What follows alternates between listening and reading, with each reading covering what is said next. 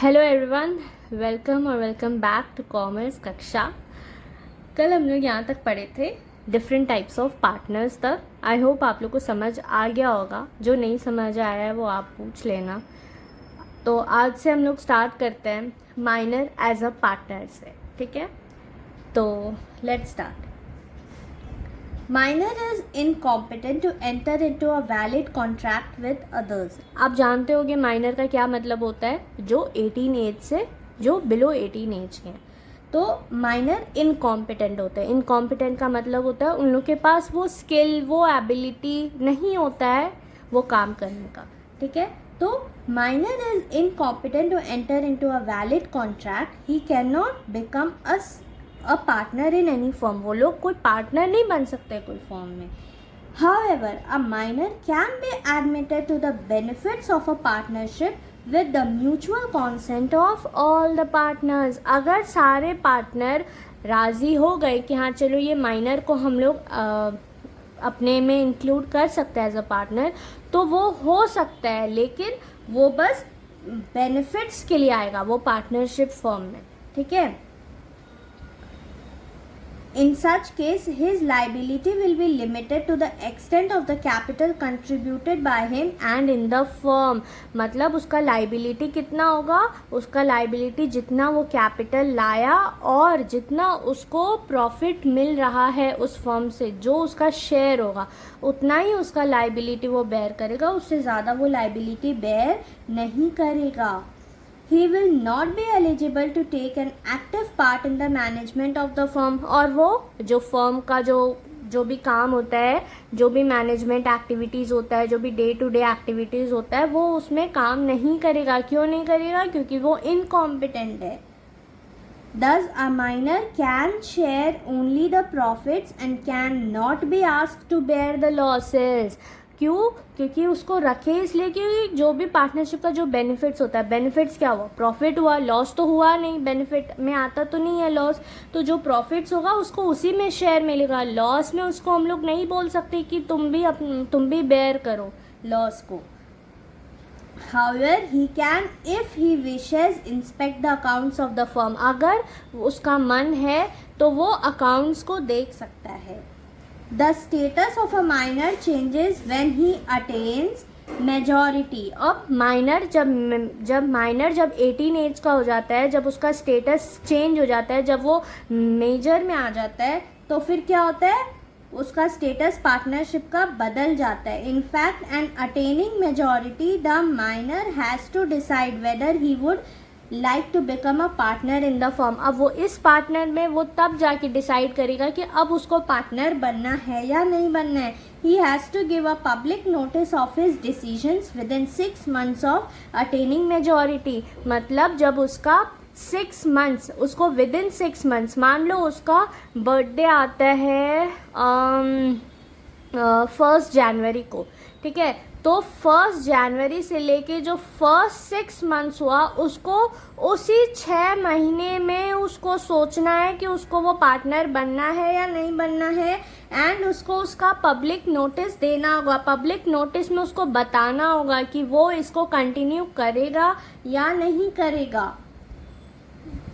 If he fails to do so, और अगर वो ऐसा नहीं किया within the stipulated time, he will be treated as a full-fledged partner and will become liable to the debts of the firm to an unlimited extent। पहले तो उसका सिर्फ इतना ही था कि तुम्हारा जो कैपिटल है और तुमको जो प्रॉफिट मिल रहा है उतने तक ही तुमको लाइबिलिटी बेयर करना है, और लॉस में तो उसको बेयर ही नहीं करना है, ठीक है। लेकिन अगर वो विद इन स्टिपुलेटेड टाइम क्या हुआ? 6 months, within 6 months of attaining the age of majority. तो विद इन 6 महीने अगर वो नहीं बताया तो उसको हम लोग फुल फ्लेजेड पार्टनर मान लिया जाएगा, और उसका जो भी लाइबिलिटी होता है वो अनलिमिटेड एक्सटेंट तक हो जाएगा।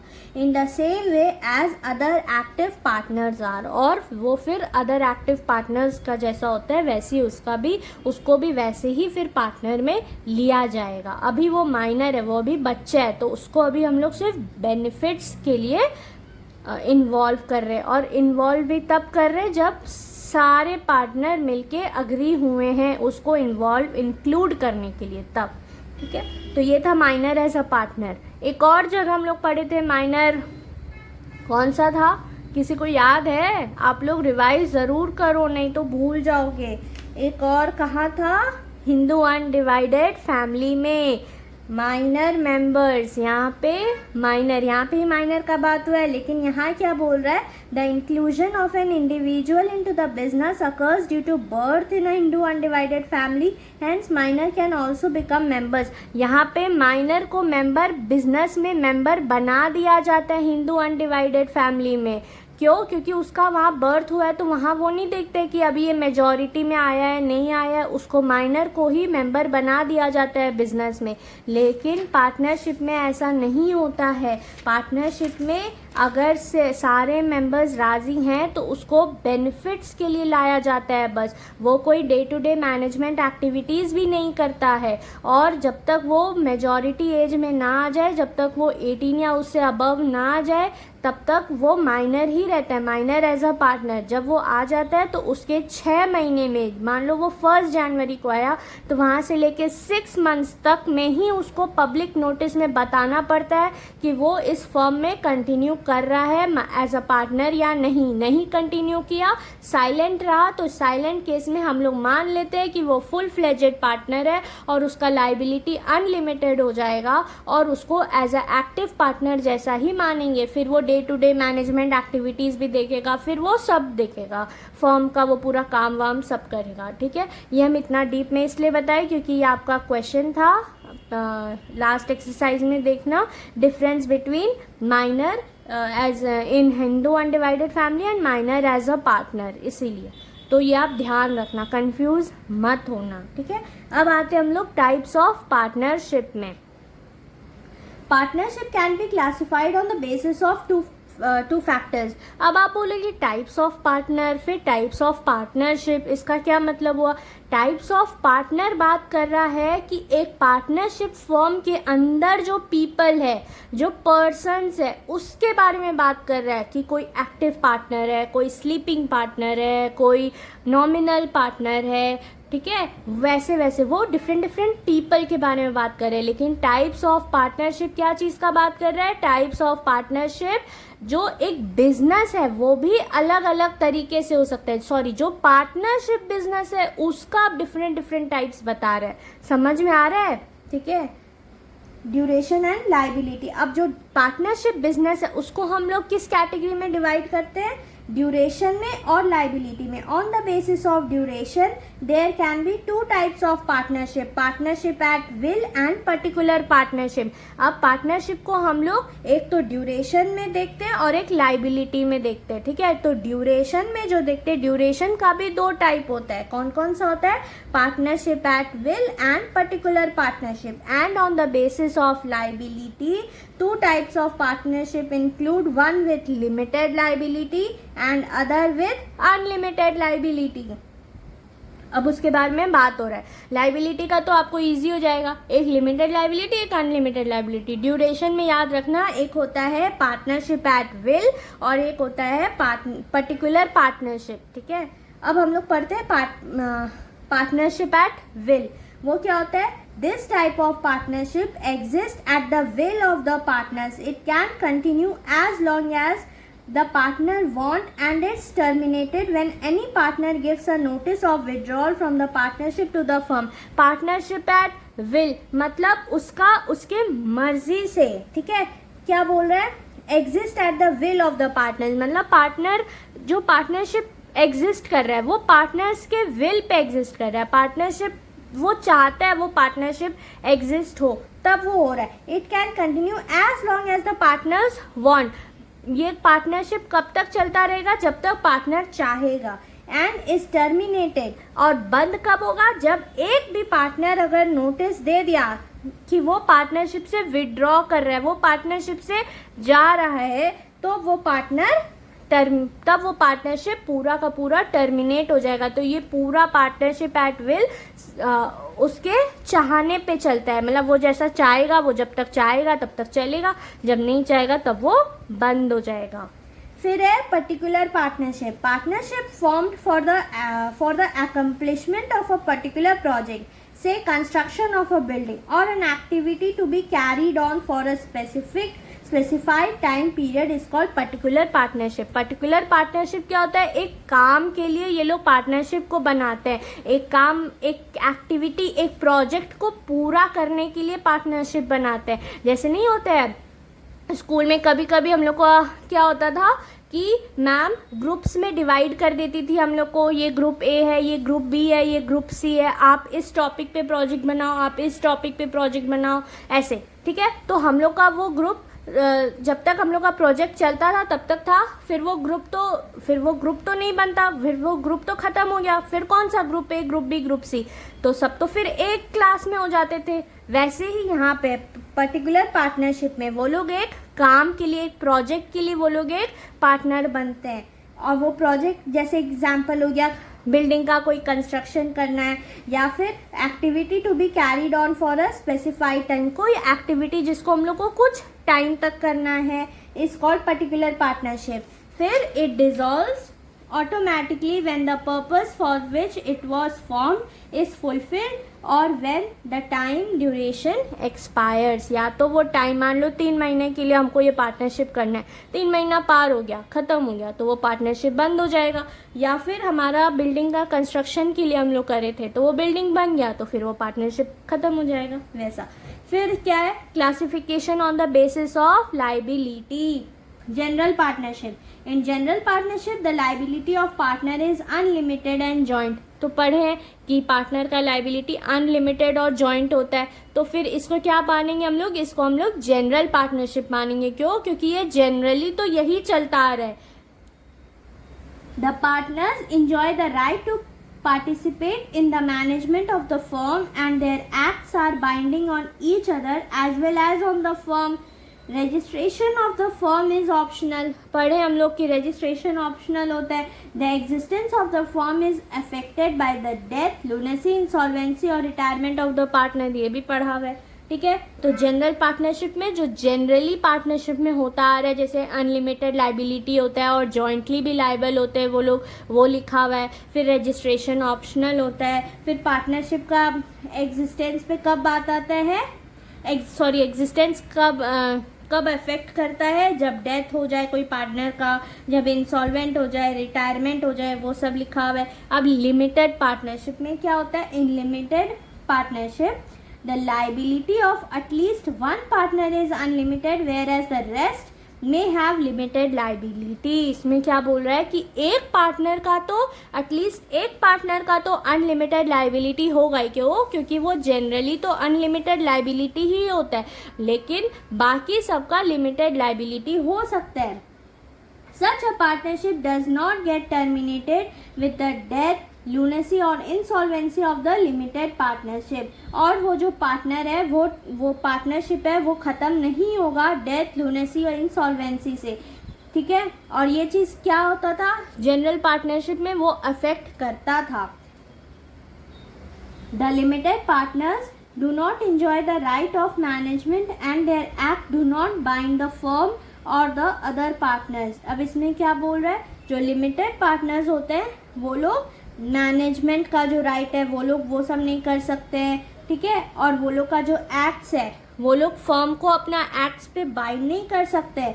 ठीक है, और अदर पार्टनर्स पे भी वो लोग नहीं बोल सकते कि हम जो एक्ट किए अब तुम लोग उस पर बाउंड हो, तो ठीक है तुम लोग को वो मानना पड़ेगा. ऐसा नहीं हो सकता. क्यों नहीं हो सकता? क्योंकि वो लोग लिमिटेड लाइबिलिटी वाले पार्टनर है. ठीक है, registration of such partnership is compulsory. ये तो एक एक लाइन बस, ये यहाँ जो है वो यहाँ इसका लगभग कोई पॉइंट्स में उल्टा है. जैसे यहाँ पे क्या था? अफेक्ट होता था डेथ, रिटायरमेंट, ये सबसे यहाँ अफेक्ट नहीं होता है. यहाँ रजिस्ट्रेशन क्या है? कंपलसरी नहीं है, ऑप्शनल है. यहाँ रजिस्ट्रेशन क्या है?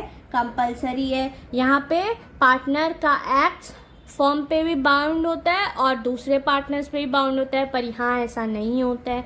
ये सारा था. ठीक है, अब आते हैं हम लोग पार्टनरशिप डीड में. In order to enter into a partnership, a clear agreement with respect to the terms and conditions and all aspects concerning the partner is essential so that there is no misunderstanding later among the partners. बताए थे कि बाद में कोई confusion नहीं होना चाहिए, इसीलिए एक agreement बनता है. ठीक है. Such an agreement can be oral or written. वो agreement या तो orally सब लोग decide कर लेते हैं या लिखित में decide कर लेते हैं. Even though it is not essential to have a written agreement, it is advisable to have written agreement as it constitutes an evidence of the conditions agreed upon. ये भी सही है कि लेकिन ऐसा एडवाइस किया जाता है कि आप लिखित में रख लो वो अग्रीमेंट को, ताकि बाद में एक एविडेंस रहे. नहीं तो ओरली रहेगा तो बोले बाद में पार्टनर लोग लड़ सकते कि नहीं ऐसा तो नहीं डिसाइड हुआ था, अच्छा नहीं मेरा तो ये वाला इतना प्रॉफिट शेयरिंग रेशियो था. तो अगर आप रिटर्न में रहेगा तो क्या होगा, बाद में वो एज ए एविडेंस काम करेगा कि हम लोग पहले इतना ही डिसाइड किए थे. यही बोल रहा है. The written agreement which specifies the terms and conditions that govern the partnership is called the partnership deed. अब वो जो written agreement हुआ जिसमें terms and conditions लिखा हुआ है जो partnership को govern करेगा उसको क्या बोलते हैं, partnership deed. partnership deed क्या होता है, एक written agreement होता है between the partners जो उस डीड के अकॉर्डिंग फिर सारे पार्टनर्स काम करते हैं. उसको क्या बोलते हैं, वो अग्रीमेंट रिटन अग्रीमेंट को क्या बोलते हैं, पार्टनरशिप डीड. अब उसमें क्या क्या इंक्लूड रहता है, देखो कॉमन सेंस है, name of the firm, nature of business and location of business, duration of business, investment made by each partner, distribution of profit and losses, duties and obligations of the partners, salaries and withdrawals of the partners, terms governing admission, retirement and expulsion of a partner. expulsion of a partner का मतलब कि partner का अभी partnership firm से निकलने का time आया नहीं है लेकिन हम लोग उसको निकाल रहे हैं, एक्सक्लूड कर रहे हैं. Interest on capital and interest on drawings, procedures for dissolution of the firm, preparation of accounts and their auditing, method of solving disputes कि आगे चल के कोई लड़ाई हो जाए तो हम लोग को ये मेथड्स हम लोग को यूज़ करना है जिससे लड़ाई सॉल्व हो सके. ठीक है. और हम लोग अकाउंट्स कैसे प्रिपेयर करेंगे और उसका ऑडिटिंग कैसे करेंगे वो सब के बारे में लिखा रहता है. और 2 पॉइंट तो ये हो गया. ठीक है. ये आप याद कर लेना, याद करना बहुत ईजी है. कैसे याद करोगे, सबसे पहले पार्टनरशिप फर्म, तो आप अपना फर्म का नाम तो होगा ना, तो वो नाम लिख दो, नेम ऑफ द फर्म. फिर आप किस टाइप का बिजनेस कर रहे हो, नेचर ऑफ द बिजनेस, और वो बिजनेस का लोकेशन क्या है वो लिखोगे आप. ठीक है. फिर ड्यूरेशन ऑफ द बिजनेस. ठीक है. फिर पार्टनर कितना इन्वेस्ट किया है वो लिखना है. फिर पार्टनर के बारे में कुछ इन्फॉर्मेशन है. ठीक है. पार्टनर के बारे में क्या क्या इन्फॉर्मेशन है, इन्वेस्टमेंट वो लोग कितना कर रहा है, वो लोग का सैलरीज कितना है, वो लोग कितना विड्रॉ किया है, वो लोग का क्या ड्यूटीज़ है, क्या ऑब्लिगेशंस है, वो लोग का क्या प्रॉफिट शेयरिंग रेशियो है. ठीक है. तो ये सब बेसिक पॉइंट्स है, ये सब आपको याद हो जाएगा. फिर आते हैं हम लोग रजिस्ट्रेशन में. Registration of a partnership firm means the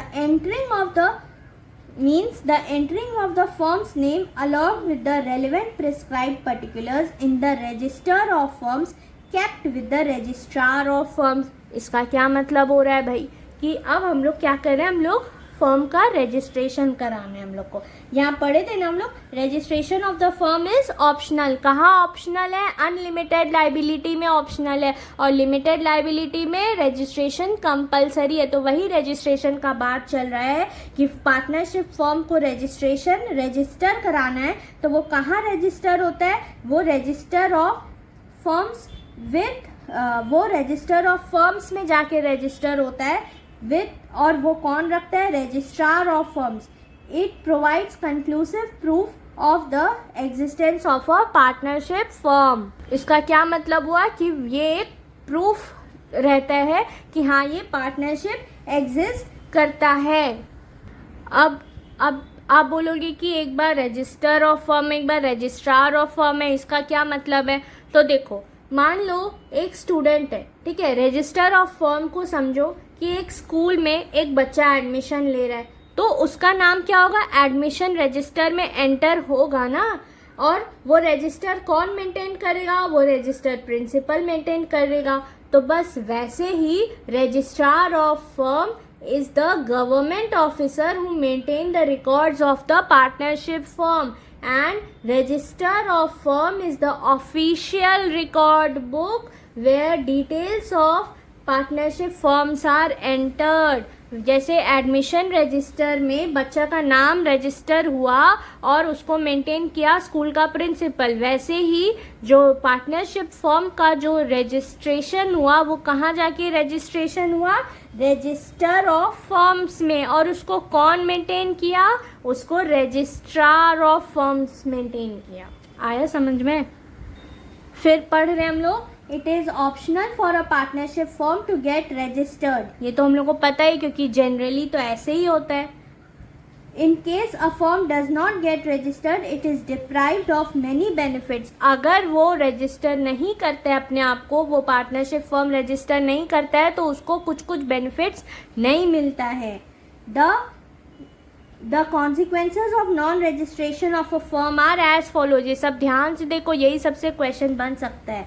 the consequences, अब कॉन्सिक्वेंसेज क्या है, अगर हम लोग रजिस्टर नहीं कराएं, मान लो हम लोग वो ऑप्शन नहीं चूज किए, तो क्या कॉन्सिक्वेंसेज होगा वो यहाँ लिखा हुआ है। A partner of N unregistered firm can not file a suit against the firm और अदर पार्टनर्स। एक जो पार्टनर अनरजिस्टर्ड, अब रजिस्टर्ड तो नहीं कराए तो उसको क्या बोलेंगे हम लोग, अनरजिस्टर्ड फर्म। तो उस फर्म का जो पार्टनर है वो केस फाइल नहीं कर सकता है किसके अगेंस्ट, वो फर्म के अगेंस्ट या कोई पार्टनर के against. The firm can not file a suit against third parties. और जो दूसरा डीमेरिट क्या है कि जो पूरा फर्म है अगर उसको कोई थर्ड पार्टीज के अगेंस्ट कोई केस फाइल करना है तो भी नहीं कर पाएगा।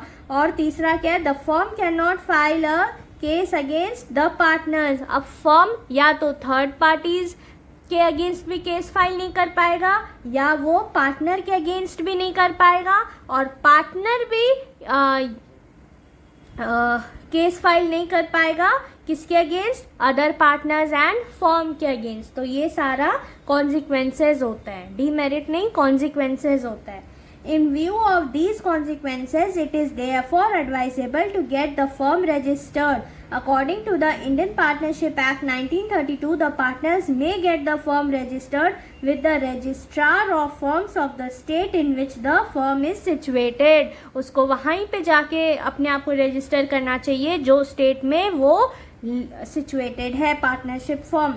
The registration can be at the time of the formation or at any time during the existence। ज़रूरी नहीं है कि आज हमारा पार्टनरशिप बना तो फॉर्म हुआ तो हम लोग आज ही जाके रजिस्टर करा लेते हैं। आप आज भी करा सकते हो और जब वो चल रहा है उसके बीच में भी करा सकते हो, और at any time during its existence। The procedure for getting a firm registered is as follows। अब इसका प्रोसीजर भी दिया है, ये भी ध्यान से देखना। Submission of application in the prescribed form to the registrar of firms. पहले हम लोग एप्लीकेशन फाइल कर देंगे, ठीक है, एप्लीकेशन फिल करेंगे हम लोग, उसमें अपना सारा डिटेल्स देंगे, वो डिटेल्स लिखा हुआ है यहाँ पे। हम लोग पहले एप्लीकेशन में सारा डिटेल्स लिख के किसको दिए, रजिस्ट्रार ऑफ फर्म को। रजिस्टर ऑफ फर्म को नहीं दिए, रजिस्टर ऑफ फर्म में तो हमारा नाम सबमिट होगा, रजिस्ट्रार ऑफ फर्म को दिए। The application should contain the following particulars। क्या क्या, नेम ऑफ द फर्म, हम लोग का फर्म का क्या नाम है, location of the firm, name of the other places where the firm carries on business. अब हम लोग को दूसरे प्लेस में भी अगर हमारा कोई बिजनेस है तो हम लोग को वो भी बताना है। The date when each partner join the firm, कौन से डेट में सारे पार्टनर ज्वाइन किए थे वो भी बताना है। Name and address of the partners, फिर पार्टनर का नेम और एड्रेस बताना है, और ड्यूरेशन ऑफ पार्टनरशिप। फिर this application should be sign by all the partners. अब सारे पार्टनर से साइन होना चाहिए इस एप्लीकेशन फॉर्म में। Deposit of required fees with the registrar of firm. अब हम लोग को एक रिक्वायर्ड फीस होता है, वो हम लोग को एप्लीकेशन के साथ डिपॉजिट करना पड़ता है। फिर क्या होगा, the registrar after approval, approve करने के बाद will make an entry in the register of firms and will subsequently issue a certificate of registration। वो अप्रूव करने के बाद रजिस्टर ऑफ फर्म में आपका पार्टनरशिप फर्म को वो नाम को आपका इंक्लूड कर लेगा और फिर वो बदले में एक आपको सर्टिफिकेट ऑफ रजिस्ट्रेशन दे देगा। आया समझ में? क्या है, हम लोग एक एप्लीकेशन फिल करेंगे, उसमें हमारा ये सारा डिटेल्स रहेगा, बेसिक सा डिटेल्स है, हम लोग का फर्म का नाम क्या है, लोकेशन क्या है, हम लोग का पार्टनरशिप का ड्यूरेशन क्या है। हाँ, एक नया पॉइंट ये है आपका, ये वाला आपके शायद मिस हो सकता है आपके माइंड से, कि name of the other places where the firm carries on business. हम लोग को दूसरे प्लेस के बारे में बताना है जहाँ हमारा बिजनेस चल रहा है, ठीक है। और फिर क्या होगा, हम लोग को डेट बताना है, date when each partner join the firm, फिर पार्टनर का कुछ डिटेल है, नेम, एड्रेस है, ये सारा है, ठीक है। फिर क्या होगा, हम लोग को फीस के साथ डिपॉजिट करना है इसको रजिस्ट्रार ऑफ फर्म को। रजिस्ट्रार ऑफ फर्म अप्रूवल के बाद उसको रजिस्टर ऑफ फर्म में क्या कर लेगा, सबमिट कर लेगा और हम लोग को बदले में सर्टिफिकेट ऑफ रजिस्ट्रेशन दे देगा। अब नेक्स्ट क्या है, कोऑपरेटिव सोसाइटी। ये क्या है, हम लोग का दूसरा फॉर्म ऑफ बिजनेस ऑर्गेनाइजेशन है, ठीक है। पार्टनरशिप खत्म हो गया। The cooperative society is a voluntary association of persons. Voluntary association of persons का मतलब हुआ people join by their own choice. कोई उसको फोर्स नहीं किया ज्वाइन करने के लिए, वो लोग अपने मन से, अपने चॉइस से वो लोग ज्वाइन हुए हैं। Who join together with the motive of welfare of the members, मतलब members के well-being के लिए वो लोग join हुए हैं। They are driven by the need to protect their economic interests in the face of possible exploitation at the hands of middlemen obsessed with the desire to earn greater profits। अब इसका क्या मतलब हुआ कि people cooperative society क्यों बनाता है, क्यों फॉर्म करता है, क्योंकि वो लोग को अपने आप को मिडिल मैन से बचाना होता है, अपने आप को मिडिल मैन से प्रोटेक्ट करना होता है। मिडिल मैन कौन हो गया यहाँ पे, मिडिल मैन वो ट्रेडर, वो एजेंट हो गए जो प्रोड्यूसर और कंज्यूमर के बीच में होते हैं। हम लोग चैप्टर 1 में पढ़े थे ट्रेडर का काम क्या रहता है, वो लोग buying and selling of goods and services, ठीक है। तो यहाँ ट्रेडर का यही आ रहा है, ये ट्रेडर मिडिल मैन होते हैं जो प्रोड्यूसर और कंज्यूमर के बीच में होते हैं। तो वो जो मेंबर होते हैं वो लोग को अपने आप को मिडिल मैन से प्रोटेक्ट करना रहता है। क्यों प्रोटेक्ट करना पड़ता है, क्योंकि मिडिल मैन उन लोग को या तो चीट करे या वो लोग को और pay them very low prices in order to make high profit for themselves. Middleman क्या करते हैं ना, कभी कभी मान लो प्रोड्यूसर है तो उनसे बहुत कम प्राइजेस में गुड्स खरीदते हैं और बहुत हैवी प्राइजेस में कंज्यूमर्स को चार्ज करते हैं। तो अगर सोचो वो कम प्राइजेस में खरीद रहे हैं और ज़्यादा प्राइजेस में बेच रहे हैं तो उन लोग का प्रॉफिट तो ज़्यादा हो गया, ऑब्वियसली ज़्यादा हो गया। तो वो एक क्या अनफेयर एडवांटेज लेते हैं ये सब चीज़ का। इसीलिए ये कोऑपरेटिव सोसाइटी का ये मोटिव होता है कि वो लोग मिडिल मैन से अपने आप को, अपने सारे मेंबर्स को प्रोटेक्ट करें, इसीलिए वो एक कोऑपरेटिव सोसाइटी बनाते हैं। और ये वॉलेंट्री एसोसिएशन होता है पीपल का, इसमें कोई फोर्स नहीं करता है कि नहीं तुमको इस सोसाइटी में आना ही होगा। वो लोग का मन रहता है तो वो लोग अपने चॉइस से आते हैं, वो चॉइस से अपना कोऑपरेटिव सोसाइटी फॉर्म करते हैं। अब हम लोग एक एग्जाम्पल्स देखते हैं, उससे आपको और समझ आएगा। मान लो फार्मर्स है, ठीक है। फार्मर क्या करता है, फार्मर टमेटोज ग्रो करता है, ठीक है। और उसको टमेटोज ग्रो करने का उसका कॉस्ट लगता है ₹15 पर केजी, ठीक है। लेकिन जो मिडिल मैन है वो क्या करता है, वो फार्मर से सिर्फ 18 रुपीज़ में बाय करता है। और क्या करता है, वही मिडिल मैन ₹40 पर केजी में बाहर कस्टमर्स को बेचता है। सोचो वो फार्मर से सिर्फ 18 रुपीज़ में खरीदा और वो 40 रुपीज़ पर केजी में बेच रहा है कस्टमर को, तो इससे उसको हैवी प्रॉफिट हो रहा है, ठीक है। और फार्मर कितना अर्न किया, फार्मर तो सिर्फ 3 रुपीज़ अर्न किया पर केजी। 3 रुपीज़ कैसे अर्न किया, उसको कॉस्ट उसका पड़ा 15 रुपया पर केजी एक टमेटो उसको बनाने में, और वो बेच कितने में रहा मिडिल मैन को, 18 रुपीज़ में। तो उसको तो 3 रुपीज़ का फ़ायदा हुआ, लेकिन मिडिल मैन को कितना हुआ, 22 रुपीज़ का गेन हुआ। तो तो इसीलिए वो लोग को मिडिल मैन से अपने आप को बचाना पड़ता है। मिडिल मैन अनफेयर एडवांटेज लेते हैं फार्मर का टू अर्न ग्रेटर प्रॉफिट्स, ठीक है।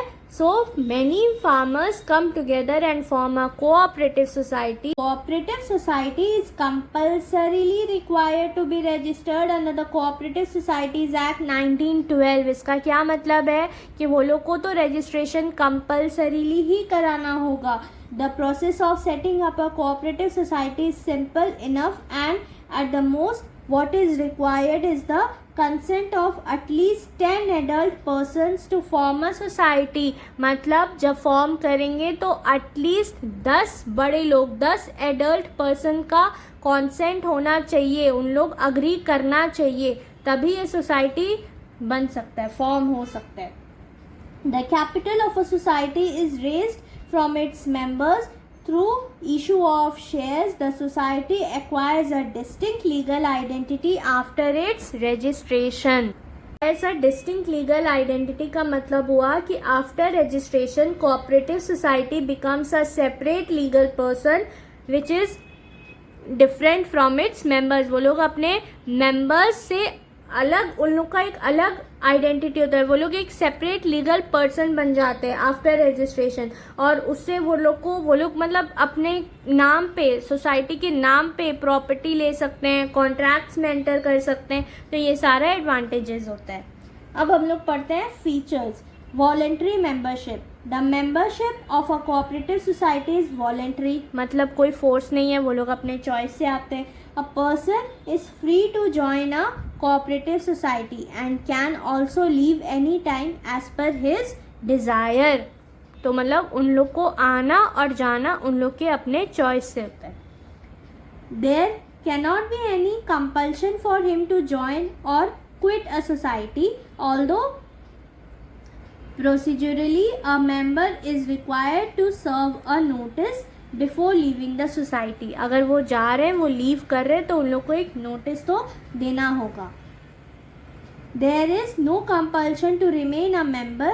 Membership is open to all irrespective of their religion, caste and gender. मतलब कोई नहीं दिखता है कि भैया तुम्हारा क्या कास्ट है, क्या जेंडर के हो तुम, और किस रिलीजन से आते हो। सब लोग ये सोसाइटी में एंटर कर सकते हैं, कोई इसमें रेस्ट्रिक्शन नहीं। बस जब आप सोसाइटी छोड़ के जाओ तो एक नोटिस ज़रूर देना।